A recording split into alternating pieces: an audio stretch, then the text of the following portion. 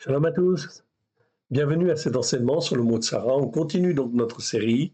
Remettons ces quelques instants à l'Éternel, notre Dieu, et surtout apprenons à écouter en fait l'Esprit Saint, à la gloire de l'Éternel, au travers de Christ Yeshua. Père très saint, nous te rendons grâce dans le précieux nom de Yeshua. Merci de ta bonté, de ta fidélité chaque jour. Nous te demandons pardon pour nos péchés, nos transgressions, nos iniquités, nos manquements, nos faiblesses, nos doutes et nos erreurs. Oui, au travers de Christ Yeshua, étant ta main bienfaisante, pardonne-nous, que le sang de l'agneau nous lave, nous purifie, nous sanctifie à la gloire de ton saint nom, car c'est toi que nous aimons et c'est toi que nous voulons servir, de tout notre cœur, de toute notre âme, de tout notre être. Aussi, Père très saint, par la puissance de ton Saint-Esprit, étant ta main bienfaisante, révèle ce qui est en nous péché, ce qui est en nous transgression, ce qui est en nous iniquité. Oui, Seigneur, afin que nous puissions mieux, Seigneur, te servir, mieux nous repentir, mieux venir vers toi et apprendre à avoir un jugement juste devant toi, à la gloire de ton saint nom. Car tu nous commandes dans ta parole, oui, de marcher selon un jugement juste et dans la justice par la foi, qu'il soit fait selon ta volonté, à la gloire de ton saint nom. Nous voici, Seigneur, corps et âme devant toi. Parle, Seigneur, ton serviteur, ta servante, écoute, que ton nom soit béni, honoré lui toujours et partout. Amen. Bienvenue donc à cet enseignement. En fait, ici, nous sommes donc dans Ésaïe, Yeshayahu, verset 22. Verset 22, il nous dit, puis il regarda vers la terre. Ok. Donc c'est très prophétique ce que nous allons voir. Hein. Effectivement, nous sommes dans des temps prophétiques. Hein. Donc effectivement, en 2026, il n'y a pas plus prophétique que maintenant, effectivement. Donc le Seigneur nous parle au travers des prophètes et ce qu'il dit, ce qu'on va voir aujourd'hui, il nous interpelle et il nous parle de tout ce qui va venir. À nous de comprendre, au travers de Christ Yeshua, par la puissance de l'Esprit de Dieu, ce qui est bien et de ce qui est mal. Verset 22, puis il regarda vers la terre, et voici, il n'y aura que détresse oppressante qui amène l'angoisse, obscurité et de sombres angoisses. Il sera repoussé dans d'épaisses ténèbres, etc. On va revoir ce verset tout à l'heure dans son contexte afin de bien le comprendre, mais on va revoir déjà la définition du mot tsara, en fait, ici, car c'est le mot que nous étudions, en fait, ici. Donc, le mot tsara, le voici, je vous l'amène, en fait, ici. Il est agrandi, très important, en fait, de bien le comprendre. Le mot tsara, le voici, en fait, ici, c'est un tsadé, un resh et un e, en fait, ici. Tsarot, en fait, au pluriel, tsadé, resh, vav olam, et un tav au pluriel. C'est un nom féminin qui existe 73 fois dans 72 versets. Vous le trouverez dans le Milon Katsar, c'est-à-dire le dictionnaire en fait abrégé. Vous trouverez tous ces versets et comment en fait ils sont traduits dans la version seconde. En ce qui concerne en fait la Torah, c'est-à-dire les 5 premiers livres, nous avons pratiquement terminé en fait ici cette version. On va donc l'éditer bientôt en fait ici, d'ici très peu de temps en fait ici, si Dieu le permet. Son numéro strong, c'est le 06 869. La première fois où l'on rencontre ce mot hébreu, c'est dans Genèse 36, 35, 3. Dans la version second SLG, ce mot est traduit 48 fois donc par détresse, 16 fois par angoisse, 4 fois par souffrance et ensuite différentes autres versions en fait ici. Ok. Mais on s'aperçoit quand on regarde en fait les versets plus en détail, ces versets, quand on traduit le mot simplement par détresse, traduire simplement le mot tsara par chacun de ces mots, détresse, angoisse, souffrance, est insuffisant, en fait, ici, car le verset ne donne pas, dans ce cas-là, en fait, ici, la dimension pleine et entière de l'hébreu. Donc, ça ne donne pas la signification profonde de l'hébreu.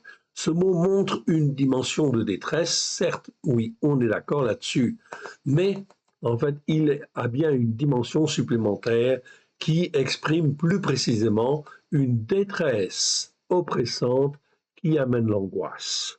Donc, effectivement, parfois, on n'a pas en fait une correspondance exacte entre un mot hébreu et un mot français.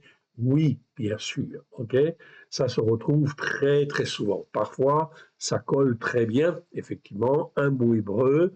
En fait, ici, on a un mot français qui correspond. Oui, très bien. En fait, ici, ça arrive dans certains mots. Oui. Mais dans certains cas, il faut en fin de compte avoir plusieurs mots, en fait, ici, pour décrire vraiment le sens principal du mot, en fait, ici, du mot hébreu. Voilà pourquoi, en fait, ici, pour traduire tsara, nous suggérons bien évidemment, pour en comprendre toute la dimension, c'est de parler de détresse oppressante qui amène l'angoisse. Ce mot hébreu nous parle à la fois, oui, de détresse, d'oppression et d'angoisse. C'est donc très, très, très important et fondamental dans les temps prophétiques qui viennent de bien comprendre, en fait, ici, cette chose-là. Rappel étymologique pour qu'on ne pas se tromper. Effectivement, il faut revenir à la source, toujours, toujours. Donc, c'est pour ça que je vous encourage à apprendre en fait l'alphabet hébreu, évidemment, car on va beaucoup travailler sur l'étymologie. L'étymologie, c'est l'étude du mot. Comment il a été formé, comment le Saint-Esprit a associé telle lettre avec telle autre lettre pour constituer tel assemblage, en fait ici, deux lettres pour constituer un mot. Et qu'est-ce qu'il a voulu nous transmettre, en fait, au travers de cela? Oui, bien sûr. Il y a donc une cohérence, quelque chose de très, très fort et très puissant, en fait, ici, à faire de l'étymologie, c'est-à-dire l'analyse des mots, en fait, ici, dans le but d'éviter les, en fait, ici, déformations qui ont pu exister, soit, en fait, ici, dans la transmission, en fait, ici, des dictionnaires, etc., qui peuvent être faussés, tout au moins en partie, oui, bien sûr, en fait, ici. Donc là, effectivement, pour revenir à la racine, quand on revient à la racine, c'est très bien, ça permet de bien recaler les choses. Et c'est ce que nous faisons, c'est ce que nous avons entamé, en fait, ici, commencé à faire depuis déjà un certain temps. Et nous allons continuer parce que c'est extrêmement important dans les temps qui viennent, dans les temps prophétiques que nous vivons, afin de comprendre ce que l'Éternel Dieu, notre Père, est en train de faire au travers de ceux qu'il a rachetés et au travers, en fin de compte, ici des peuples qui n'écoutent pas et qui font ce qu'ils veulent, comme ils veulent, dans leur coin. Est-ce que c'est bien? Non. Oui, bien sûr. C'est mal devant Dieu. Alors, en fin de compte, puisque c'est mal devant Dieu, est-ce que l'Éternel Dieu, en fait, ici, ne va pas faire quelque chose pour essayer de rattraper? Oui, bien sûr. C'est notre Dieu et le Très-Haut. C'est un Dieu miséricordieux, bon, en fait, ici, plein d'amour et qui veut sauver. Il est El Shaddai. Il veut donner la vie. Donc, il fait tout, en fait, ici, pour, en fait, pouvoir donner la vie ou redonner la vie quand on ne comprend pas, en fait, ici, eh bien, il fait les circonstances, il fait les choses pour que l'on puisse comprendre. Et si l'on n'a pas un cœur trop dur, en fait, ici, pour s'entêter comme Pharaon, eh bien, effectivement, c'est en fait ici, on va être gagné, car l'Éternel Dieu est le Tout-Puissant, et lui, il va nous conduire au travers de Christ Yeshua vers le salut, si nous nous écoutons, et si nous mettons en pratique ce qu'il nous dit, effectivement. Rappel étymologique sur le mot tsar et tsara. La racine ancienne, tsaderesh, très important, on la souligne, on la met en évidence, en fait ici, exprime donc l'association de, en fait ici, de ces deux lettres, d'un tsadé et d'un resh, exprime l'idée d'une vive étreinte, d'une oppression, d'une compression extrême, jusqu'à la destruction ou la fonte ou la refonte, en fait ici. Donc destruction, effectivement, comme ou oppression, comme dans le mot Mitsraïm.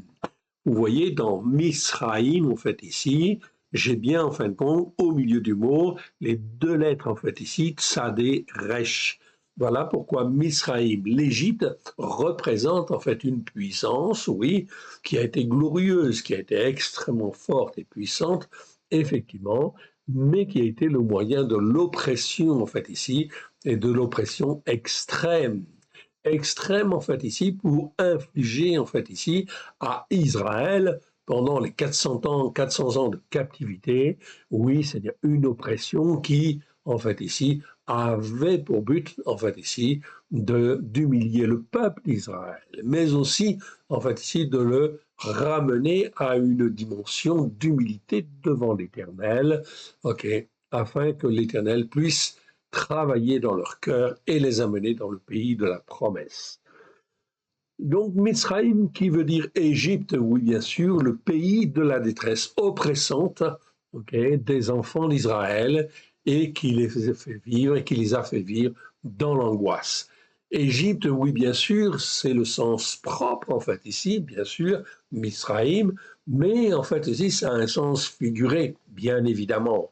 Avant que nous ne donnions notre cœur et notre vie à Yeshua, personnellement je l'ai donné en 1990, ok, et là ma vie a changé du jour au lendemain. Le jour où j'ai donné mon cœur et ma vie à Yeshua, l'Esprit de Dieu est venu sur moi et j'ai comme reçu une douche. La douche du Saint-Esprit, c'était merveilleux, c'était fantastique. Okay, je l'ai vraiment ressenti personnellement, je l'ai senti physiquement en fait ici, comme quand on prend une douche en fait ici, bien fraîche et salutaire, ça vous dégouline de partout, ça rentre en fait ici par la tête, en fait ici, ça remplit en fait tout le corps et on est envahi. Envahi de cette onction en fait fabuleuse et merveilleuse. Je n'ai pas les mots en fait, tellement c'était fantastique, tellement ça m'a marqué en fait ici. Ça m'a tellement marqué et tellement rempli que lorsque je me suis retourné pour revenir à ma place, car je m'étais avancé devant en fait ici, comment dire, l'estrade, pour que le pasteur puisse prier en fait ici, pour que je puisse donner mon cœur et ma vie à Yeshua. Okay? Et l'onction était tellement forte, j'étais tellement rempli que lorsque je me suis retourné, que je retournais en fait à ma place, pour retourner à ma place, eh bien, j'étais comme ivre. Oui, je dis bien, c'est bien l'expression, je titubais tellement, en fin de compte, j'étais rempli, ivre du Saint-Esprit. Ok. Les deux chrétiens qui m'avaient amené là, en fait, c'était des chrétiens évangéliques, du genre baptiste, en fait, ici, qui, en fin de compte, m'avaient amené à cette, en fait, réunion chrétienne. Et effectivement, ils avaient un sourire jusqu'aux lèvres. Ils disaient, en fait, voilà, nous avons, en fin de compte, amené notre patron à Yeshua. J'étais à l'époque leur patron, j'avais une petite société de formation, ok, et c'était deux de mes salariés que j'avais embauchés, que l'Éternel Dieu avait fait, en fait ici, m'avait fait embaucher. Alors ils m'ont donné une petite Bible, comme je vous l'ai dit déjà, en fait ici, la voici, je l'ai toujours en fait avec moi, une petite Bible seconde, en fait ici, c'est ma première Bible, en fait ici. Bon, elle est un petit peu en mauvais état, tellement je l'ai lu, pratiqué, je lisais les premières années, en fait ici, les premiers mois, je lisais 8 heures à 10 heures par jour, en fait ici, dans les Écritures, tellement ça me passionnait. Et je me disais, pourquoi je ne connaissais pas ça avant? Je ne savais même pas que la Bible existait. Ma culture spirituelle, c'était zéro. Et le Seigneur, en fait, ici, m'a rempli de cette parole merveilleuse, en fait, ici, et fantastique, pleine d'amour, en fait, ici, et de miséricorde, et de puissance, et de beauté. Et il n'y a pas de mots pour ça, tellement c'est beau. Ok, merci Seigneur donc, pour cette parole. Ok, la Bible seconde que l'on m'a donnée à titre indicatif, c'est une seconde 79 tout simplement. Hein, ok, et effectivement, aujourd'hui, on ne s'en contente plus, en fait, ici, mais c'est important, en fait, ici, comme Bible de base, c'est une Bible comme une autre, en fait, ici. Donc, cette Bible nous a permis d'avancer, etc. Et le Seigneur m'a conduit. Et m'a conduit sur les racines hébraïques de la foi. Et en fait, ici, on revient, excusez-moi, je reviens quand même à mon mot, en fait, ici, à la racine, en fait, ici. OK. La racine Tsaderesh se retrouve aussi donc comme on l'a déjà vu, dans le mot Tsarfat. Tsarfat, c'est en fait ici, comme vous le voyez, les deux premières lettres du mot Tsarfat, c'est un Tsaderesh, en fait aussi. Tsaderesh, donc ça nous parle en fin de compte d'une oppression, d'une pression en fait ici, en fait tout simplement parce que dans le creuset, eh bien, on fait fondre en fait ici les matériaux pour les modeler en fait ici, pour les refondre. C'est ça que veut dire sarfat. C'est un creuset où on forme en fait les bijoux.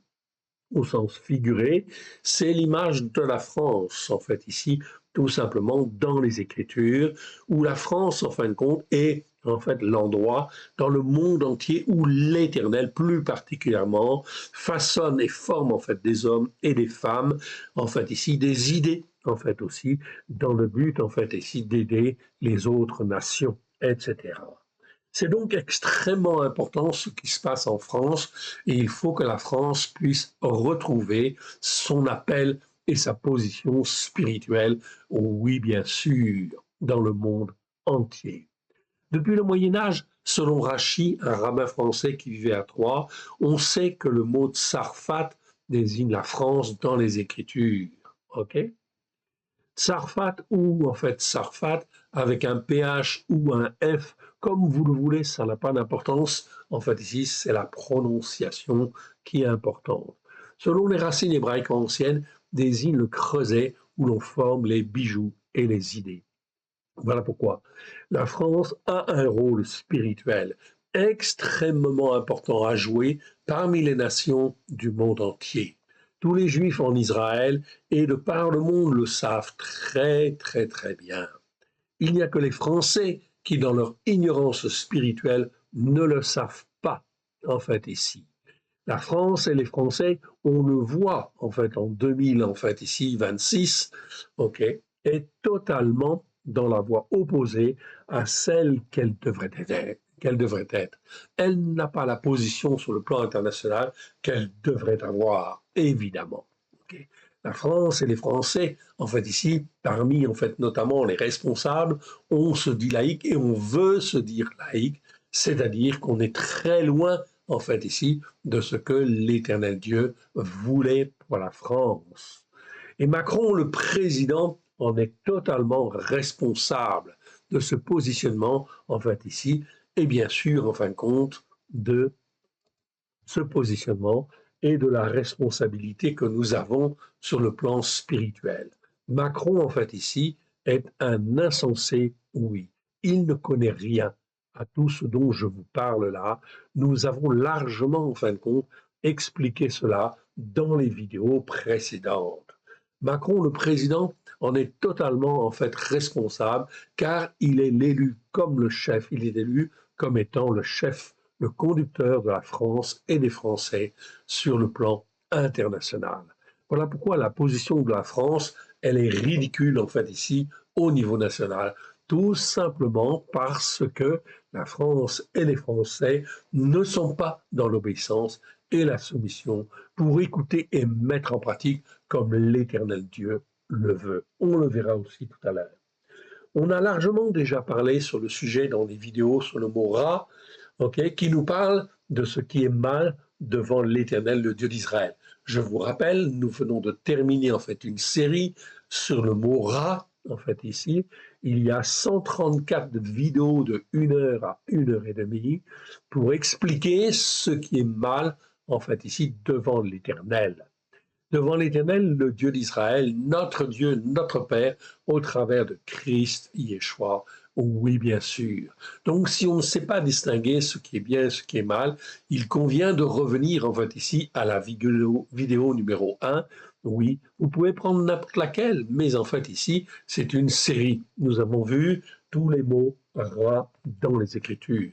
Ra, ça veut dire mal, ce qui est mauvais. Ce mot-là existe 663 fois dans les Écritures, dans 623 versets. Nous avons vu tous les versets, les uns après les autres. Donc on peut dire d'une manière certaine, en fait, aujourd'hui, en fait ici, que la France et les Français font ce qui est mal devant l'Éternel. Donc forcément, ça va attirer, en fait ici, des conséquences et cela va attirer le malheur. L'Éternel Dieu ne veut pas supprimer la France. Ne me faites pas dire ce que je n'ai jamais dit. Mais en fait, ici, l'Éternel Dieu est parfaitement conscient que la France et les Français sont à côté de la plaque. Oui, oui, complètement à côté de la plaque.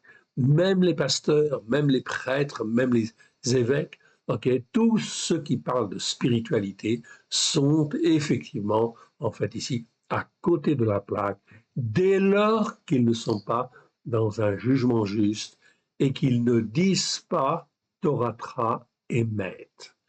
Torah Emet, cela veut dire en hébreu, ta Torah est la vérité. Ou qui disent en fait qu'ils ne peuvent pas dire que nomos, le mot grec nomos, est égal au mot Torah en fait en hébreu. Dès lors qu'on ne dit pas cela avec sa bouche, avec ses lèvres, qu'on ne le prononce pas, on ne peut absolument pas être dans un jugement juste. Je vous rappelle, nous avons fait également une série sur le jugement juste. Comment faut-il avoir un jugement juste? Nous avons fait 33 vidéos sur en fait le mot jugement ou jugement juste. Vous pouvez donc les voir sur notre site à l'école de Yeshua, notre site YouTube à l'école de Yeshua. OK. Donc là, on est à côté de la plaque. Oui, bien sûr. OK. Alors l'Éternel Dieu, bien sûr, veut en fait ici nous ramener. Ramener en fait la France et les Français, ou une partie des Français, tous ceux qui le veulent, qui veulent écouter et qui veulent mettre en pratique, il veut les ramener en fait à lui. Tout dépend en fait ici de ce que les croyants accepteront en fin de compte d'entendre et de faire, oui bien sûr. Macron n'a rien à voir avec un David. Notre président est un insensé, je l'ai dit, je le répète, je le souligne, je le confirme, en fait ici, ok, et les Écritures le montrent très bien. Macron n'a rien à voir avec un David. Comme il est dit dans le psaume en fait 78-72, et David les dirigea. Ok, donc là, c'est le mot ra'a qui veut dire en fait conduire, être berger en fait ici, diriger un pays en fait ici. Et David les dirigea avec un cœur intègre et les conduisit avec des mains intelligentes. Ok, voilà pourquoi en fait ici nous sommes, nous la France et les Français, en fait ici totalement à côté de la plaque. La conséquence de cela, inévitablement, ce sont des malheurs qui vont venir, oui, bien sûr, des malheurs qui vont venir à droite, qui vont venir à gauche, etc. L'épée, au travers de l'épée, de la famine, de la peste, et des êtres, en fait, ici, de malheur, des êtres par qui le malheur, en fait, arrive. Oui. Aujourd'hui, en 2026, l'Éternel, le Dieu d'Israël, au travers de Trump, est en train de bousculer l'ordre mondial. Oui, c'est exactement ce qui est en train de se placer. Donc, qu'on soit d'accord ou pas d'accord, en fait, avec Trump, l'essentiel, en fait, est d'accord et d'être d'accord avec l'Éternel Dieu et d'apprendre à suivre le mouvement. Et oui, bien sûr. Le mouvement, en fait, que l'Éternel, en fait, ici, a fait, en fait, ici, ou veut que nous fassions, en fait, ici. Donc, au travers de Trump, Trump est en train de bousculer l'ordre mondial, oui, et bien sûr, voilà pourquoi il soutient, en fait, ici, pleinement, en fait, Israël. Et évidemment, en fait, parce qu'il est dans le plan de Dieu sur ce point-là, en fait, ici. Je n'ai pas dit que tout ce qu'il fait, en fait, est juste, non. Il est, en fait, en partie dans l'erreur. Pourquoi? Tout simplement parce que il n'a pas étudié, en fait, ici, le mot ra dans les Écritures. Il n'a pas étudié la Torah. C'est un évangélique. Il est de culture évangélique. Et donc, il lui manque, en fait, ici, en fait, comment, en fait, ici, juger. Et juger de manière juste devant l'Éternel. À partir du moment où on a appris en fait à distinguer ce qui est bien de ce qui est mal, comment on peut avoir un jugement juste? C'est impossible. Donc Trump, il est dans, en fait ici, cette problématique, c'est qu'il est effectivement, il a beaucoup de pouvoir, c'est un homme qui veut aller de l'avant, ok, c'est clair, en fait ici, il a un zèle, en fait ici, ok, c'est très bien, on va ici, mais il, en fait ici, ce serait mieux qu'il ait un petit peu plus de grâce et un petit peu plus de vérité Mais la vérité, en fait, ici, elle est dans la Torah, car il est écrit Torah Emet, ta Torah est la vérité. Donc, si tu ne connais pas la Torah, eh bien, tu ne peux pas être dans la vérité. Ça se résume en fait à ça. Donc Trump sait très bien ce qu'il fait dans un sens parce qu'il bouscule l'ordre mondial. OK, oui, effectivement, mais en réalité, en fait ici, il n'est pas tout à fait dans un jugement, il n'est pas toujours dans un jugement juste. OK. Notez bien, c'est la fin du temps des nations. OK. Donc si l'Éternel utilise Trump pour bousculer les nations, c'est bien en fin de compte parce que c'est la fin du temps des nations. Et oui, donc Israël, jusqu'en en fait ici 70, il y avait le temple à Jérusalem. Et en fait, cette symbolique-là voulait dire effectivement que le temple, en fait, la mission de l'évangélisation par rapport à la Torah était donnée en fait compte à Israël. Mais depuis la destruction du temple, en fait ici, c'est le temps des nations, effectivement, et c'est la nation qui devait faire connaître la Torah, en fait ici, à droite et à gauche. Oui, évidemment. Est-ce qu'elles l'ont fait en 2026? Vous pouvez répondre à la question. Nous sommes loin, en fin de compte, de ça. Effectivement, on a parlé de Christ, oui, mais Christ, il a dit, je ne suis pas venu pour abolir la Torah et les prophètes, je suis venu pour l'accomplir. Verset 18 du chapitre 5 de Matthieu, ok, pas un seul iota de la Torah ne disparaîtra, que tout ne soit accompli. Tout soit accompli où ça? Dans nos cœurs et dans nos vies.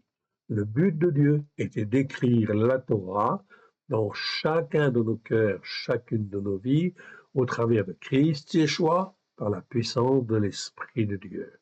On n'a pas beaucoup entendu ce message-là dans, en fait, ici, les églises. Non, elles ont été orgueilleuses, elles se sont crues, en fait, ici, ok, dans la vérité, et par leur orgueil, okay, leur suffisance spirituelle, elles ont créé leur propre montagne spirituelle ou leur propre colline spirituelle, mais ce n'était pas la montagne de Sion.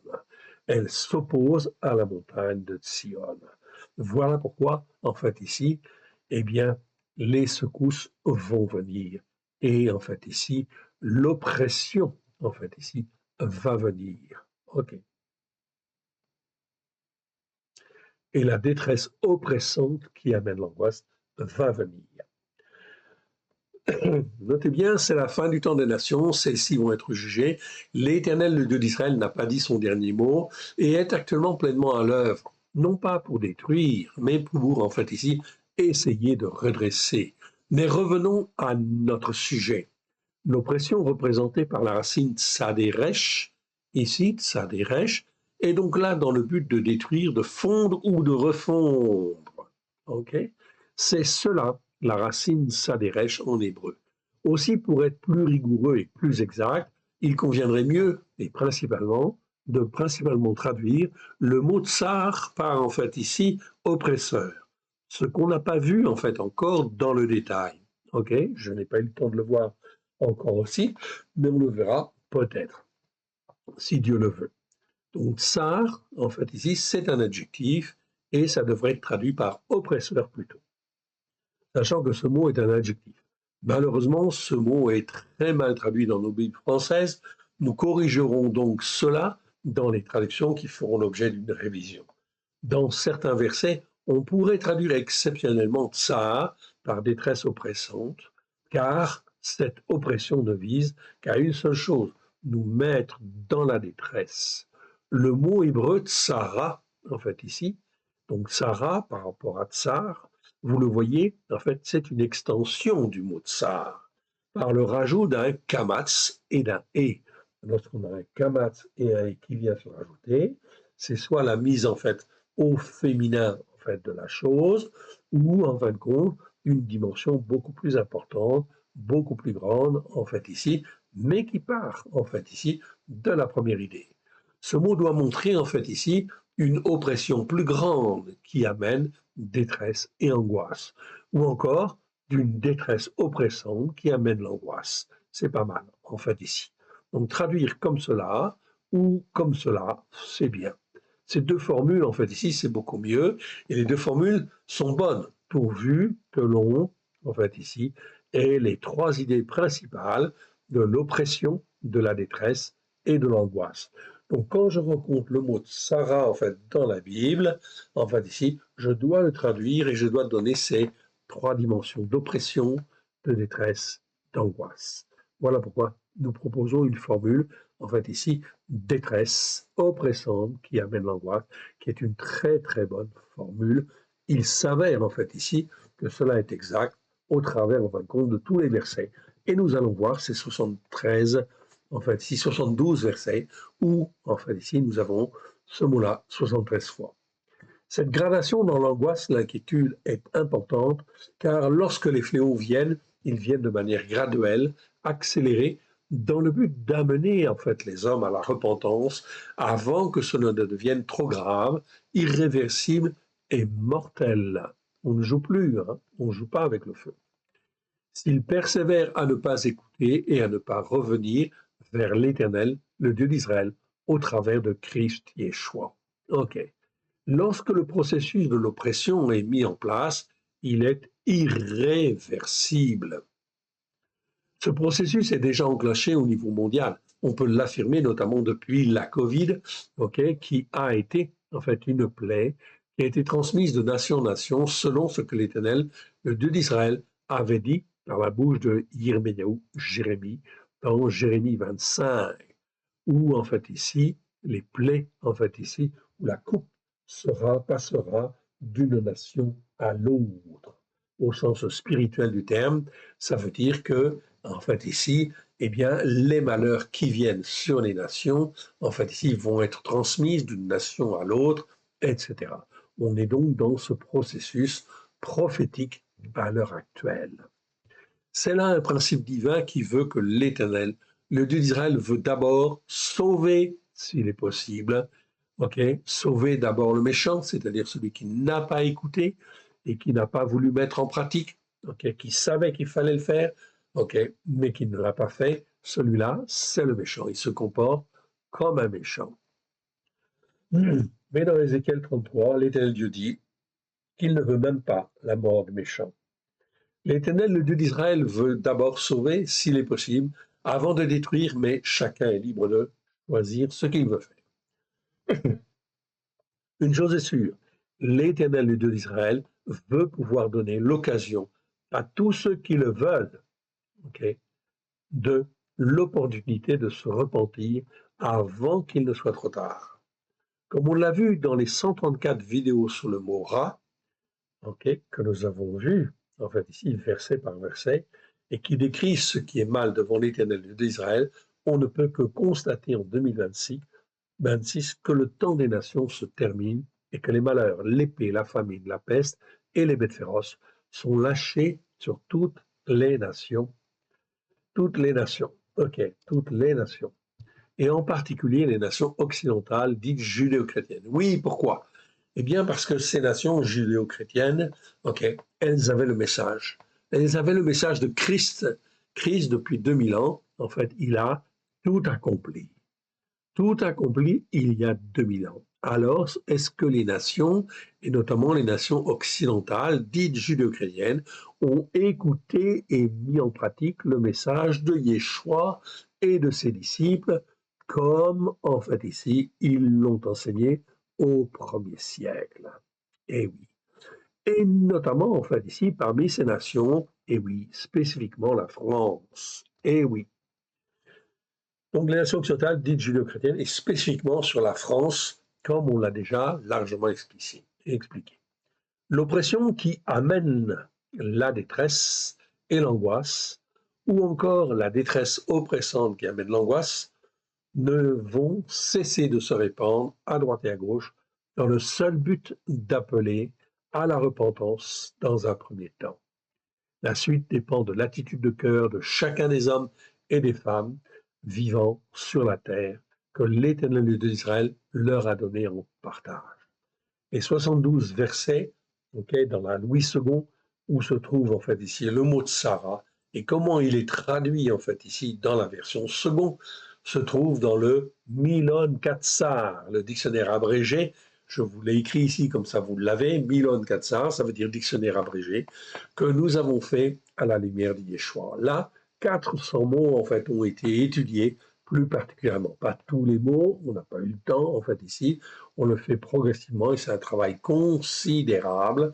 Donc déjà, dans cette version, vous avez déjà 400 mots. Et nous nous sommes servis de ces 400 mots que nous avons en fait ici utilisés pour retraduire effectivement la Torah, c'est-à-dire les 5 premiers livres qui va bientôt être édité, si Dieu le veut. Le dictionnaire abrégé que nous avons fait à la lumière de Yeshua. Vous le trouverez sur notre site, www.alecoleyeshua.com, dans quelques jours. Enfin, il est déjà sur le site, mais il n'est pas disponible, il n'est pas imprimé en fait encore. Il faut attendre encore au moins quelques semaines, 3 semaines, 2-3 semaines. Voici toutefois les premiers versets dans la Louis II, Genèse 35, 3. Nous nous lèverons et nous monterons à Bethel. Là, je dresserai un autel au Dieu qui m'a exaucé dans le jour de ma détresse. Jacob, en fait, ici, utilise le mot tsara. Le mot tsara, en fait, ici, qui est traduit par détresse ici. OK? Dans Genèse 42, 21, en fait, ici, on parle, en fin de compte, ici, okay, c'est Judas qui parle, si ma mémoire est bonne, et en fin de compte, il dit, en fait, ici, il parle là de l'angoisse. OK. Nous avons vu, en fait, ici, l'angoisse dans l'âme de Joseph quand nous l'avons vendu, en fait, ici. Et là, on retrouve, en fait, ici, encore le même mot traduit par affliction. Donc, vous voyez que le mot de Sarah, il est traduit par affliction, par angoisse, en fait, ici, et par détresse. Ce n'est pas satisfaisant, en fait, ici, ça manque de cohérence, en fait, aussi, quelque part, nous arrive. Donc ici, la détresse oppressante. Par contre, si on dit la détresse oppressante qui amène l'angoisse, qui frappe, en fait, ici, les fils, en fait, ici, de Jacob, qui sont en Égypte, enfermés, en fait, en Égypte, eh bien, en fait, ici, là, effectivement, on comprend mieux. Nous arrive. Vous voyez, dans ces 3 versets différents, nous avons 3 traductions différentes d'un même mot hébreu. Personnellement, je trouve que cela fait dispersion et ne contribue pas à fortifier le croyant, mais à faire qu'il ne sait plus à quel saint se vouer, en fait, ici. OK? En réalité, vous avez même entendu dans le Nouveau Testament, en fait, que les nations, en fait, ici, ont traduit et appelé ainsi. On parle, en fait, ici, dans l'Apocalypse, de tribulation. Mais c'est quoi une tribulation? OK. Personne n'est capable de le dire et je n'ai jamais entendu, en fait, ici, de définition. En réalité, vous n'avez pas l'équivalent. Tribulation, c'est un mot qui n'existe pas dans la Torah et qui n'existe pas dans les prophètes. Alors, en fait, ici, l'Éternel, qui est en fait celui qui est le même, hier, aujourd'hui et demain, en fait, ici, eh bien, en fin de compte, dans la Torah, on ne parle pas de tribulation. On ne parle pas dans les prophètes de tribulation non plus. OK? Nulle part, ni dans les psaumes, en fait, ici. Donc, il y a un problème. Il y a un problème de traduction, oui. Les mots ne correspondent pas, en fait, ici. Or, en réalité, en fait, lorsqu'on parle de tribulation dans la Brit Hadasha, dans l'Alliance nouvelle, on parle en réalité exactement de ce mot-là, de ce mot Sarah. On parle de la détresse oppressante qui amène l'angoisse.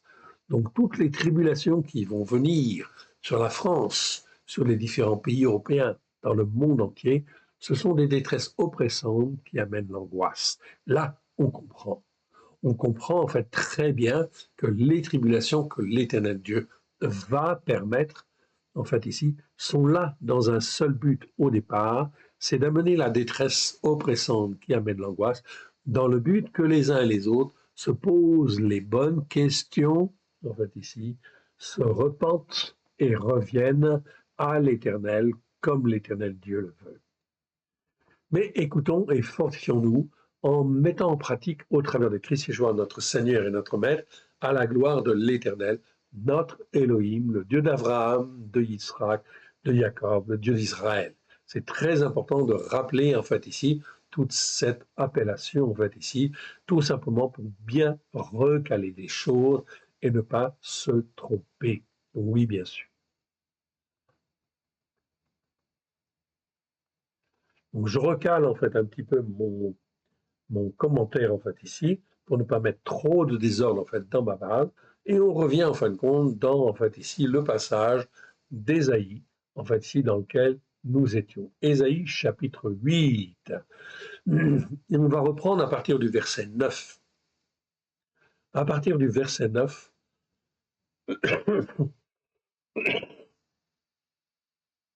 à partir du verset 9. Ok. Donc Ésaïe, Yeshayahu, en fait ici. Donc je vous le montre en fait ici. C'est bien en fait ici Yeshayahu, hein, je vous le montre. Ok. Donc ça s'écrit comme ça. Ésaïe, Yeshayahu, en fait ici. Ok. L'Éternel en fait ici est le salut. Ok. Tout simplement. Ok. C'est ça que ça veut dire. Ok. Eh bien, on reprend, je reprends à partir du verset 9. Donc l'Éternel Dieu, en fait, ici, appelle, ok, au travers, en fait, ici, du prophète, et il nous interpelle, en fait, aussi aujourd'hui, en fait, ici. La situation bouge sur le plan international, etc. Et, en fait, le Seigneur dit, faites ce qui est mal, ok. C'est le mot ra. On a vu ce mot-là, déjà. Enfin, on l'a rencontré déjà plusieurs fois, évidemment, en fait, ici. Donc, le verbe ra'a, en fait, ici, que vous voyez là, qui existe 83 fois dans 80 versets, en fait, ici, et qui, en fin de compte, veut dire, en fait, ici, faire ce qui est mal, notamment quand il est, en fait, ici, conjugué. Faire ce qui est mal. Conjugué, en fait, au ifil surtout. Ici, donc, faites ce qui est mal, en fait, ici. OK? Donc, le Seigneur dit, faites ce qui est mal. Nous sommes en 2026, c'est comme s'il nous parlait aujourd'hui. Faites ce qui est mal, peuple, et vous serez brisés. Prêtez l'oreille, vous tous qui habitez au loin, préparez-vous au combat et vous serez brisés. Ok. Donc ça sert strictement à rien de se préparer au combat si on ne se repent pas, évidemment. La seule chose qui est importante, c'est l'Éternel. Ok, c'est de revenir en fait à lui. Nous sommes dans des temps prophétiques où l'Éternel Dieu nous parle d'abord sur un plan spirituel. Préparez-vous au combat et vous serez brisés. Préparez-vous au combat et vous serez brisés. C'est même répété 2 fois dans ce verset. Formez des projets et ils seront anéantis. Donnez des ordres et ils seront sans effet. Car Dieu est avec nous, en fait, ici. Immanuel, en fait, en hébreu. Ainsi m'a parlé l'Éternel, quand sa main, en fait ici, quand sa main me saisit, et qu'il m'avertit de ne pas marcher dans la voie de ce peuple, de ne pas marcher comme le peuple. Donc nous, les croyants, eh bien, nous ne devons pas marcher comme ce peuple, oui, comme le peuple, en fait, ici, des incroyants, comme ceux qui se disent laïcs. N'appelez pas conjuration, tout ce que ce peuple appelle conjuration. Ne craignez pas l'épouvante dans laquelle il se trouve et ne soyez pas effrayés. C'est l'Éternel Tsevaot. Tsevaot, c'est un nom spécial, on traduit par des armées, mais c'est l'Éternel de toutes les organisations, en fait, ici. Tsevaot, c'est tout ce qui peut être conçu, en fait, sur la terre ou dans les cieux, en fait, ici, en termes d'organisation. Donc le traducteur traduit ça par armée, en fait, en général, mais c'est tout ce qui est conçu, en fait, ici. Donc même l'ONU, même en fait ici les organisations internationales ou les organisations nationales, etc., tout cela, en fin de compte, ce sont les organisations que l'Éternel Dieu, en fait ici, au travers des hommes, a suscité pour faire avancer les choses. Donc c'est l'Éternel, en fait ici, des armées, l'Éternel de tout ce qui est organisation, que vous devez sanctifier. Oui, c'est lui qui connaît tout et qui, en fait, est le maître de tout. C'est de lui que vous devez craindre l'épouvante et que vous devez redouter. Oui. Donc, avoir peur que la Russie, en fait, attaque, etc., ok, c'est une peur malsaine, oui, bien sûr. Ce qui est important, c'est de craindre l'Éternel Dieu, oui, bien sûr. Verset 14. Et il sera un sanctuaire, ok, quand vous craignez, en fait, l'Éternel Dieu, et il sera un sanctuaire, mais aussi une pierre d'achoppement, donc un sanctuaire pour les uns, et une pierre d'achoppement, un rocher de scandale pour les 2 maisons d'Israël. un filet et un piège pour les habitants de Yerushalayim qui n'ont pas écouté, en fait, au temps voulu. Beaucoup d'entre eux trébucheront. Ici, beaucoup. C'est pas plusieurs, hein, c'est beaucoup trébucheront et ils tomberont et ils se briseront. Ils seront enlacés et pris. Attache-toi à ce témoignage. Et là, scelle cette Torah parmi mes disciples. Scelle cette Torah. Torah, donc ici, on a bien le mot Torah en hébreu, et cela nous concerne. Le mot Torah existe 219 fois dans 213 versets. Nous l'avons tous repéré, oui, bien sûr, en fait, ici. Okay. Et la Torah, ça nous parle, en fin de compte, la Torah, ça ne veut pas dire loi, ça veut dire l'enseignement de Dieu. Tout ce qui nous permet, en fait, d'être formés, façonnés, se trouve dans la Torah. Quand je veux distinguer ce qui est bien de ce qui est mal, je n'ai pas 36 manières de le faire. En fait, ici, tout est écrit dans la Torah, si je sais lire. Si j'ai la révélation de Christ Yeshua avec grâce et vérité, alors, en fait, ici, je la comprends et je peux la comprendre pour la mettre en pratique avec grâce et vérité. Scelle cette Torah. Donc, ça veut dire que c'est pas la peine d'en faire une autre, etc. Scelle cette Torah. Cette Torah-là, celle que je t'ai donnée. Parmi mes disciples. Ok. Parmi mes disciples, le mot en fait en hébreu ici, c'est limoud, belimoud. Je vous le montre. Pardon.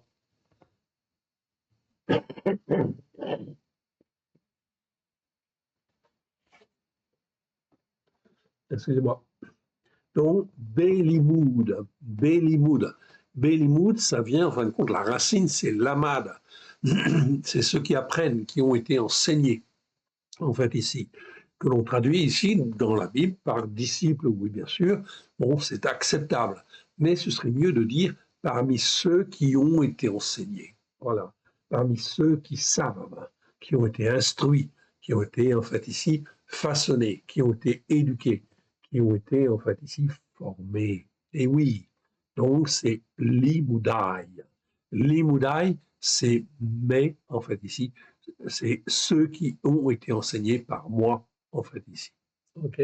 Littéralement, en fait, en hébreu. C'est donc très important, ce mot-là.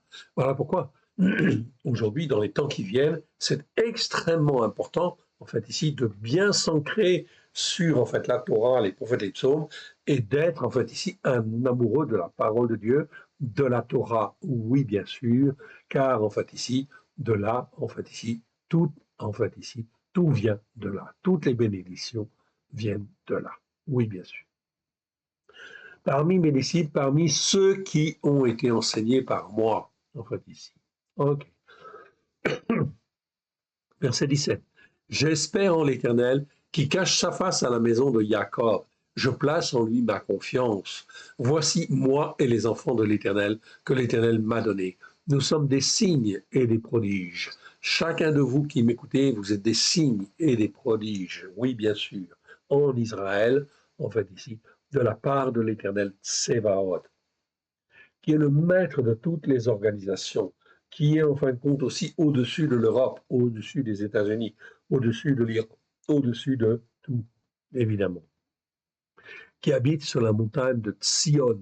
Eh oui, donc Tsion, en fait, ici, je vous en parlerai plus en détail une autre fois, là, je n'ai pas le temps, mais c'est très important. Tsion, en fait, ici, c'est très important. Tsion, c'est tous ceux qui sont formés sur, en fait, ici, la Torah, les prophètes et les psaumes, à la lumière de Yeshua. OK? C'est ça, en fait, Tsion. C'est pour ça que nous sommes appelés à être des fils et des filles de Tsion, pas des fils et des filles de Rome, ou pas des fils ou des filles, en fait, ici, catholiques ou protestants ou évangéliques, ou en fait, ici, telle domination ou telle autre mission. Non, nous avons été rachetés pour être greffés sur la racine d'Israël ou regreffés sur la racine d'Israël et de pouvoir monter sur la montagne spirituelle de l'Éternel, la montagne de la sainteté, la montagne de Tsion. C'est là la véritable montagne spirituelle. C'est la montagne de Tsion. Toute autre montagne spirituelle n'a aucun sens, c'est de l'idolâtrie. c'est de la dérive, en fait, ici. Et si l'on vous dit, consultez ceux qui invoquent les esprits de mort et ceux qui invoquent les esprits qui prédisent l'avenir, qui poussent des sifflements et des soupirs, répondez, un peuple ne consulterait-il pas son Elohim, s'adresserait-il aux morts en faveur des vivants? Donc là, c'est très important. Comment, en fait, on va se comporter dans les temps qui viennent? Est-ce que, en fait, ici, on va se laisser influencer par, en fait, ici, telle doctrine ou telle autre doctrine, ou tel homme politique, ou tel homme fort, etc., ou tel autre homme fort? Comment on va faire? Il n'y a pas 36 solutions. Tout est dans la Torah. La Torah est la vérité. Verset, en fait, 20. À la Torah. Donc, on rappelle, en fait, ici, le mot Torah. À la Torah, en fait, ici, et au témoignage. C'est vraiment très clair, en fait, ici. À la Torah et au témoignage. Si l'on ne parle pas selon cette parole-là, il n'y aura point d'aurore. Donc, dans les calamités qui viennent,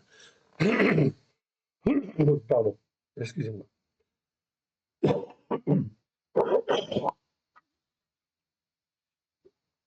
Dans les calamités qui viennent, les catastrophes qui viennent, les malheurs en fait qui viennent, en fait ici, il n'y a pas 36 solutions. C'est la Torah et le témoignage. Si on ne parle pas ainsi, si on ne parle pas, mieux l'Écriture dit, si on ne parle pas selon cette parole-là, ce qui sort de ta bouche, en fait ici, doit être conforme à la Torah, au prophète et au psaume, et si on ne parle pas selon cette parole-là, il n'y aura point d'aurore.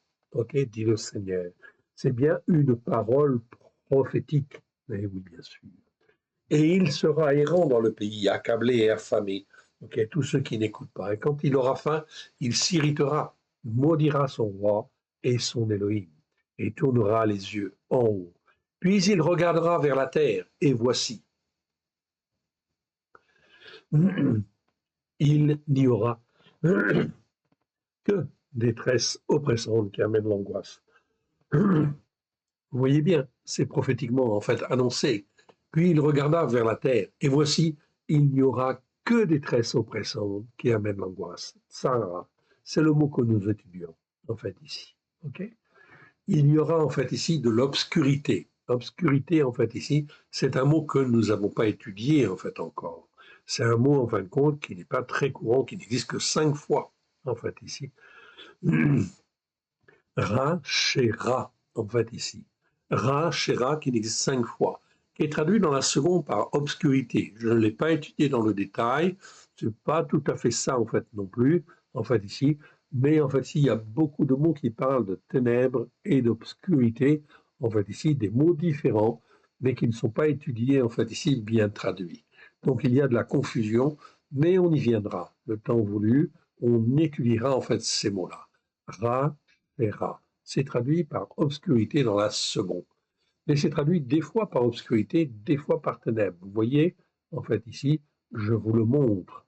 C'est traduit, en fait, ici, ok, 2 fois par obscurité, 3 fois, en fin de compte, par ténèbres. Ok, donc, on ne sait plus, en fin de compte, à quoi se fier, notamment quand on trouve d'autres mots, en fait, ici, comme ceux-là, en fait, ici, qui sont traduits, en fait, aussi, en fin de compte, par ténèbres. Donc, vous avez là Mouaf, qui n'existe qu'une seule fois, mais c'est traduit par ténèbres. Donc je ne peux pas le traduire par ténèbres tout court. Il faut le traduire autrement, en fait, ici, pour le distinguer. Si le mot, en fin de compte, est différent en hébreu, cela veut dire qu'il faut chercher la signification. Je ne l'ai pas, en fait, ici, présentement, au moment où je vous parle, mais je vous montre, en fait, ici. Et vous avez le mot rocher, en fait, ici, qui parle de ténèbres, en fait, aussi, qui est un mot très courant, en fin de compte, dans les Écritures. Donc, vous voyez qu'il y a, en fait, ici, des choses qui ne sont pas claires.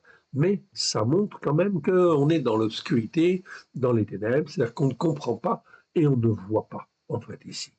Il y aura, en fait, ici, donc je réduis un peu ça pour mettre un petit peu d'ordre, en fait, ici, dans ma base, pour ne pas être trop dans le désordre quand même. Hein. OK. Donc je réduis encore ça, voilà. Et je réduis, en fait, ici, voilà, je réduis. Oh non, on ne va pas agrandir, on va réduire, pardon. On va mettre un petit peu d'ordre. OK. Donc ici, en fin de compte, donc j'ai Ra chez Ra. Et de sombres angoisses. Donc là, j'ai d'autres mots en fait aussi qui nous parlent en fin de compte d'angoisse. Donc c'est à étudier en fait aussi. Nous ne l'avons pas vu, nous le verrons en fait le temps voulu en fait ici. Là, j'ai le mot matsok, tsok, et là, j'ai le mot matsok en fait ici. OK? Donc vous voyez, c'est presque pareil, mais c'est pas tout à fait pareil. Mais on est dans la même idée quand même. Donc là, on a en fait Soka, en fait ici, Tsuka, en fait ici, et là, Mutsak, en fait ici. Ok, donc ici, vous voyez des mots qui se ressemblent et qui nécessiteraient d'être approfondis. On les approfondira le temps voulu. Ok, l'essentiel en fait ici est bien de comprendre qu'il y a quelque chose qui se passe en fait ici et qui nécessite en fait ici des approfondissements. On va étudier cela sur le plan prophétique, car il nous faut comprendre ce qui se passe dans les temps qui viennent. Et l'Éternel Dieu va nous former en son temps en fait ici. Ok. Puis il regarda vers la terre et voici, il n'y avait que détresse oppressante qui amène l'angoisse. Donc là, on est sûr de ce mot-là. Ok. Détresse oppressante qui amène l'angoisse. Obscurité et de sombres angoisses. Il sera repoussé dans d'épaisses ténèbres. Donc encore un autre mot en fait ici, afela, pour parler en fin de compte de ténèbres en fait ici. Ok. Donc vous voyez en fait ici, ça nécessite un approfondissement que je ne peux pas vous donner aujourd'hui, en fait ici, car en fait ici, ça prend beaucoup de temps pour vérifier. Donc on avance petit à petit. Pour le moment, on essaie bien de comprendre ce que c'est que détresse oppressante qui amène l'angoisse. Ça, on sait. OK? Où il y a de l'obscurité, des sombres angoisses, il sera repoussé dans d'épaisses ténèbres, mais les ténèbres ne régneront pas toujours sur la terre, où il y a maintenant des angoisses. OK? Donc je retrouve Moutsak, en fait, ici. Si les temps passés ont couvert d'opprobre le pays de Zébouloun et le pays de Naphtali, les temps à venir couvriront de gloire la voie de la mer, au-delà du Yarden, le territoire des nations. Donc là, on parle bien du territoire des nations, oui, bien sûr. Donc la détresse va venir, oui, bien sûr. Ok, elle va venir, elle sera très, très forte dans le but de ramener et les uns et les autres toujours vers la Torah, à la Torah et au témoignage. Si on ne parle pas ainsi, si on ne parle pas selon cette parole-là, il n'y aura pas d'aurore. C'est le message principal, en fait, ici, de ces enseignements, en fait, aujourd'hui. Oui, bien sûr. OK. On continue, en fin de compte, et on va aller chercher, en fait, ici, notre mot suivant, notre verset suivant. OK. Alors, le verset suivant, je le trouve là. OK, et on va le chercher.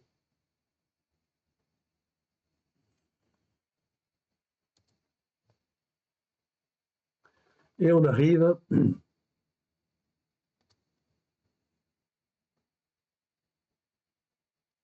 Ah, je ne l'ai pas là, forcément. Si je mets en fait un signe supplémentaire, ça ne va pas le faire. OK, donc là, en fait, voilà, j'ai sélectionné mon mot Sarah et je vais me retrouver dans le bon endroit, en fait, ici. OK. Et je me retrouve dans Ésaïe chapitre 30 maintenant. Chapitre 30. Et en fait ici, je vais regarder ce qu'on nous dit en fait ici. Donc chapitre 30 de Ésaïe en fait ici. OK. Chapitre 30, donc le verset 6, on va reprendre à partir du verset 6. Mais la traduction en fin de compte ici nécessite d'être revue en fait ici car elle n'est pas claire. Donc au verset 6, donc je suis à Ésaïe chapitre 30 verset 6. Sentence des quadrupèdes ou des bêtes, en fait ici, des bêtes du midi. Donc qu'est-ce que ça veut dire? Je ne sais pas. En fait ici, je ne peux pas vous répondre en fait aujourd'hui, en fait ici. Mais regardez ce qui nous est dit ensuite. Au travers d'un pays, de détresse oppressante qui amène l'angoisse, là je retrouve Sarah. Okay. Et d'emprisonnement, soc en fait ici, on reverra ce mot-là. D'où viennent la lionne et le lion, la vipère et le dragon? Donc des choses dans le dragon volant. Donc ici, déjà au niveau traduction, c'est pas évident en fait à comprendre. Certainement qu'il y a mieux en fait ici à, on va dire, comprendre dans ce verset. En fait ici, on verra plus tard en fait ici, évidemment. Ok. Je n'ai pas d'autre solution à vous proposer en fait ici pour le moment. Si ce n'est en fait ici que détresse oppressante qui amène l'angoisse. On parle là bien de détresse oppressante qui amène l'angoisse. Et en fait, on nous parle en fait ici du lion, de la lionne, de la vipère, du dragon volant. Dragon volant, c'est quoi en fait ici? En fait, on nous parle là de tout ce qui est puissance mauvaise ou maléfique en fait ici, qui agissent, oui bien sûr. Donc, on verra cela un peu plus tard. Ils portent à dos d'âne, en fait, ici, leur richesse, et sur la bosse des chameaux leur trésor, à un peuple qui ne leur sera point utile. Donc, cela veut dire que le peuple est en train, en fait, de fuir ou de regarder, en fait, ici, où ils peuvent trouver, en fait, ici, le salut sur la terre avec leur richesse. En fait, ça ne sert à rien. Ça ne sert à rien que de fuir, en fait, ici, devant la détresse oppressante qui amène l'angoisse et qui vient. Verset 7. Car le secours de Mitzraïm n'est que vanité et néant. Là, on comprend mieux. À partir de là, en fait, on te dit le secours de Mitzraïm. Mitzraïm était la grande puissance, en fait, de l'époque. La grande puissance, comme aujourd'hui, en fait, ici, les États-Unis sont, en fait, ici, une des grandes puissances mondiales, en fait, ici. Donc, car le secours de Misraïm n'est que vanité et néant. On aurait pu dire que le secours, en fait, ici, des États-Unis n'est que vanité et néant, en fait, ici. Je ne sais pas ça que je dois rechercher. Je dois rechercher, en fait, ici, l'éternel Dieu. Car les États-Unis vont tomber à un moment donné ou à un autre. Oui, bien sûr, en fait, ici. Vont tomber tout simplement. Pourquoi? Parce qu'ils ne sont pas, en fin de compte, sur la Torah, les prophètes et les psaumes.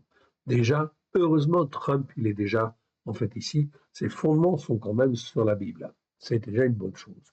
Mais regardez qu'est-ce qui va se passer quand Trump, en fait, ne sera plus là, en fait, ici. Trump a montré, en fait, ici, qu'un dirigeant mondial pouvait, en fait, agir d'une manière, en fait, assez forte et puissante au niveau mondial.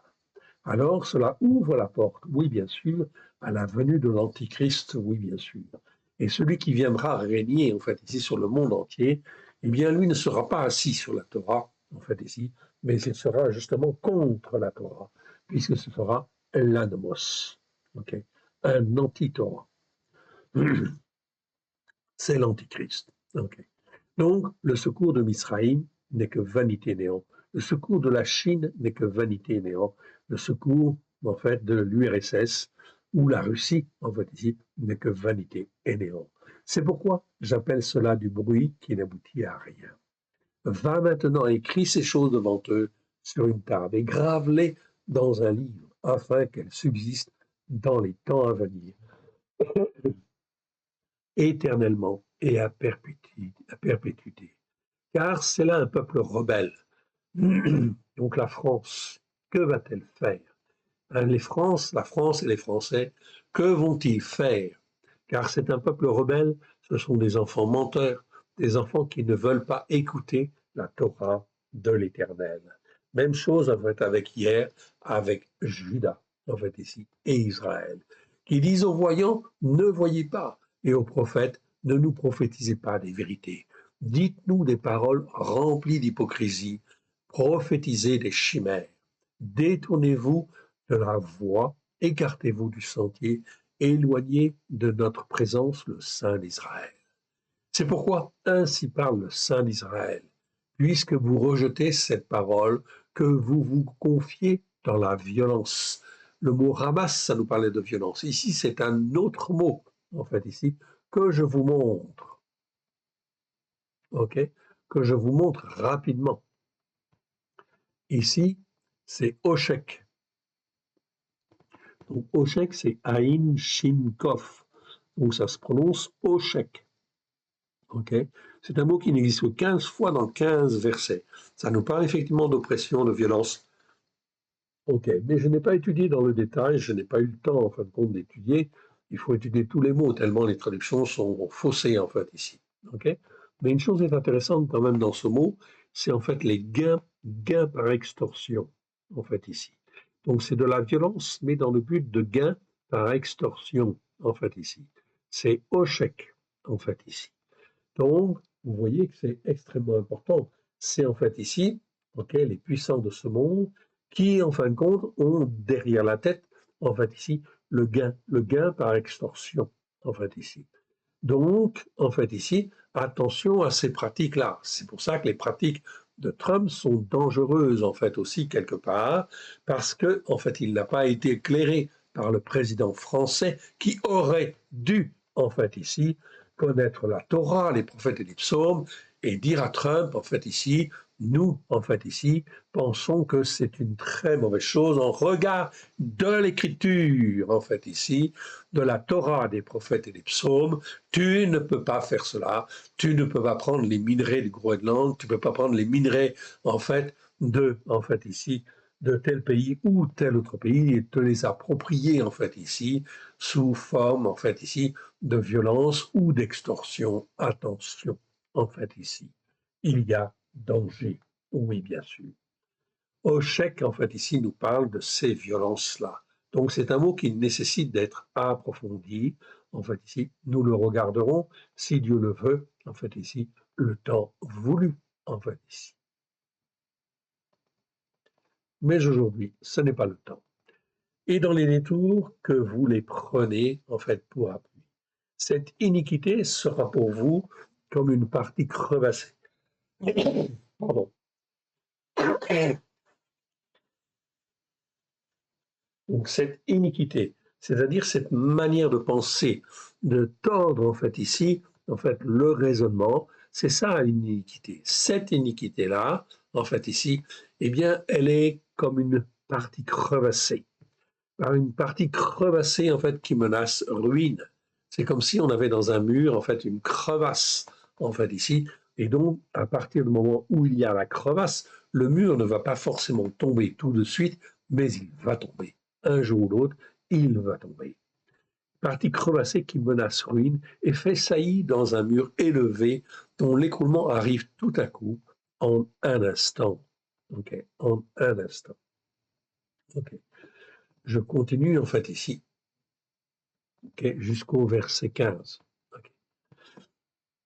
Verset 14. Il se brise comme se brise un vase de terre, que l'on casse sans ménagement et dont les débris ne laissent pas un morceau pour prendre du feu au foyer ou pour puiser de l'eau à la citerne.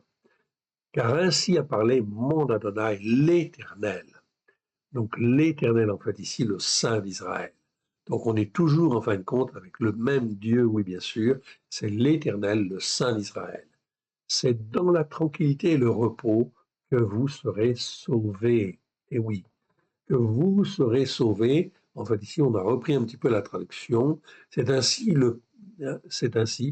car ainsi a parlé notre Adonai, l'Éternel, en fait, le Saint d'Israël. C'est dans la tranquillité et le repos que vous serez sauvés. C'est dans la calme et la confiance que sera votre force. Votre force, ou plutôt votre puissance. Hein, Géboura, c'est plutôt la puissance. Mais vous ne l'avez pas voulu. Vous ne l'avez pas voulu, et résultat des courses, qu'est-ce que va faire la France? Qu'est-ce que vont faire les différents pays? Verset 16, vous avez dit, non, nous prendrons la course à cheval. C'est pourquoi vous fuirez à la course. Qu'est-ce que ça veut dire? Nous prendrons la course à cheval. Cela veut dire que nous allons chercher à nous équiper en fin de compte d'une armée puissante, à en fait ici d'avoir une autonomie, d'avoir des chevaux de la puissance pour pouvoir nous débrouiller par nous-mêmes.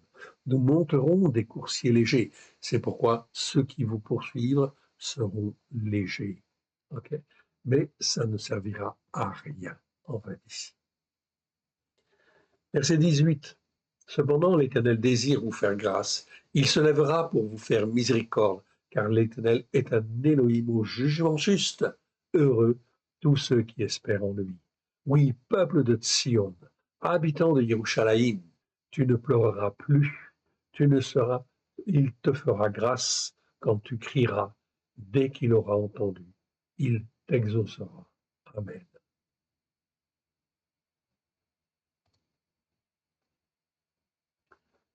Ok.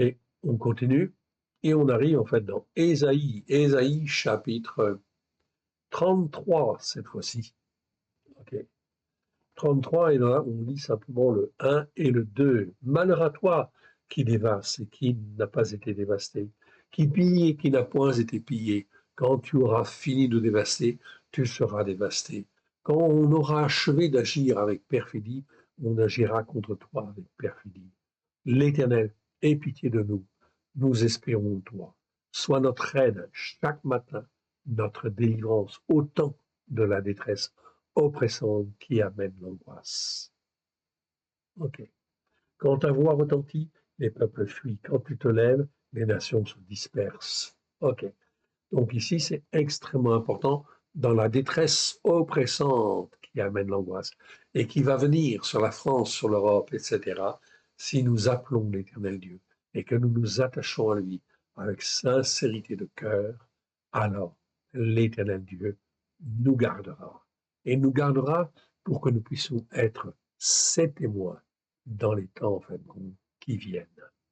Ok, on continue. Et on arrive en fait là dans Ésaïe chapitre 37, 37 verset 3. Mais je vais m'arrêter là en fait aujourd'hui parce que en fait ici on a un peu trop en fait à expliquer ici. Ésaïe 37, ok, Yeshayahu 37 verset 3 en fait ici. Et on reviendra ici la fois prochaine.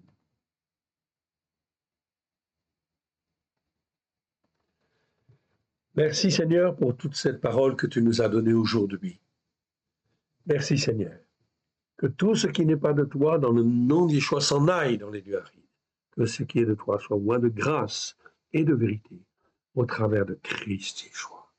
Que cela puisse être sanctifié, purifié, que tu puisses nous en révéler la largeur, la longueur, la hauteur, la profondeur, et que cela puisse trouver dans chacun de nos cœurs un terrain favorable afin d'y être planté, produire des racines profondes en nous, et que ta parole puisse s'élever, nous former, nous façonner et remonter au ciel en accomplissant pleinement ta volonté dans nos cœurs et dans nos vies, à la gloire de ton Saint-Nom.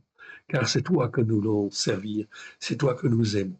Tu es notre Dieu et nous sommes ton peuple. Merci, Seigneur, d'étendre ta main bienfaisante sur chacun de nous, car sans toi, nous ne pouvons rien faire. Amen. Que l'Éternel Dieu vous bénisse, que l'Éternel Dieu vous garde. À très bientôt. Shalom à tous. Amen.